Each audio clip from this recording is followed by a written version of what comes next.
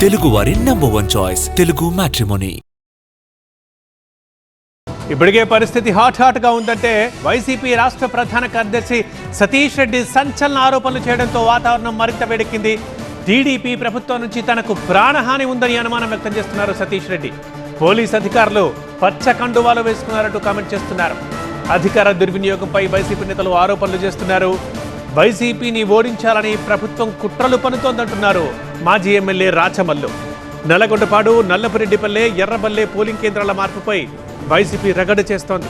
ఎన్నికల కమిషన్కి ఫిర్యాదు చేసింది వైసీపీ. పులివెందుల జడ్పీటీసీ ఎన్నికని సవాల్గా తీసుకుని ప్రచారం చేస్తున్నారు ఎంపీ అవినాష్ రెడ్డి.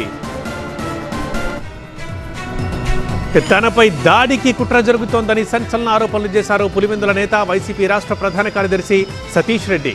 తనకు హాని జరిగితే ప్రభుత్వమే దానికి బాధ్యత వహించాలన్నారు.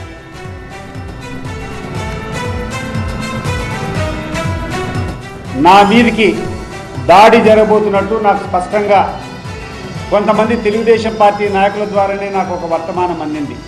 నేను నిరాయుధుణ్ణి, నన్ను కాపాడాల్సినటువంటి బాధ్యత పోలీసులది. ఇన్ కేస్ మీరు కాపాడలేకపోతే, మీకు చేతనైతే నన్ను కాపాడండి, నా మీద జరగకుండా చూడండి. ఇన్ కేస్ జరగకుండా పోతే నా మీద జరగబోయేటువంటి దాడి స్పాన్సర్డ్ బై ఈ రాష్ట్ర ప్రభుత్వం, లోకేష్ అండ్ బీటెక్ రవి.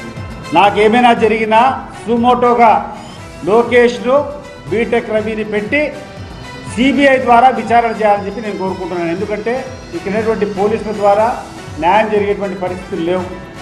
ఈడ పోలీసులు కాదు, పచ్చకండ వాళ్ళు వేసుకొని తిరుగుతుంటారు. ఇక్కడటువంటి డిఎస్పీ కానీ, ఇక్కడటువంటి రూరల్ సిఐ కానీ, ఇక్కడటువంటి డిఐజీ కానీ వాళ్ళకి పెత్తనం ఇచ్చినారు. నిజాయితీ పట్ల అధికారులంతా పక్కన కూర్చొని ఉన్నారు. పోలీసులు అధికార పార్టీకి అనుకూలంగా వ్యవహరిస్తున్నారని ఆరోపించారు వైసీపీ మాజీ ఎమ్మెల్యే రాచమల్లు శివప్రసాద్ రెడ్డి. జగన్ని దెబ్బ కొట్టాలనే టీడీపీ ప్రయత్నాలు ఎన్నటికీ ఫలించవన్నారు. స్పష్టంగా చెప్పినారు కదా డిఐజీ గారు, కోనా ప్రవీణ్ గారు, అధికార పార్టీకి అనుకూలంగా పనిచేస్తాం, సహజమే కదా, అది ఇట్స్ కామన్ అంటున్నాడు ఆయన. ఏం మాట్లాడతాం, ఏం మాట్లాడలేముగా. కాబట్టి ఇంతమంది పోలీసు వాళ్ళు పనిచేసేది మీకోసం కాదు, ప్రజాస్వామ్యం కోసం కాదు, ప్రజల కోసం కాదు, ఈ ప్రభుత్వాన్ని గెలిపించేదానికోసం, ఈ పార్టీని, తెలుగుదేశం పార్టీని గెలిపించేదానికోసం, వైఎస్ఆర్ కుటుంబానికి ఓటమిని రుచి చూపించి అవమానాన్ని జగన్ కల్పించాలనే పరిస్థితి వస్తుంది.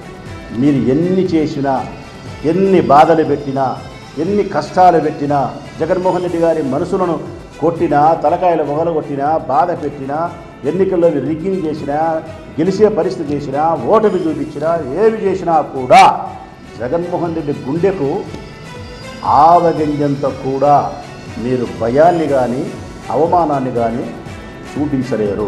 కారణం మీ అందరి గుండెలకు, మీ అన్ని పార్టీలకు భయాన్ని పరిచయం చేసిన మగోడే జగన్మోహన్ రెడ్డి.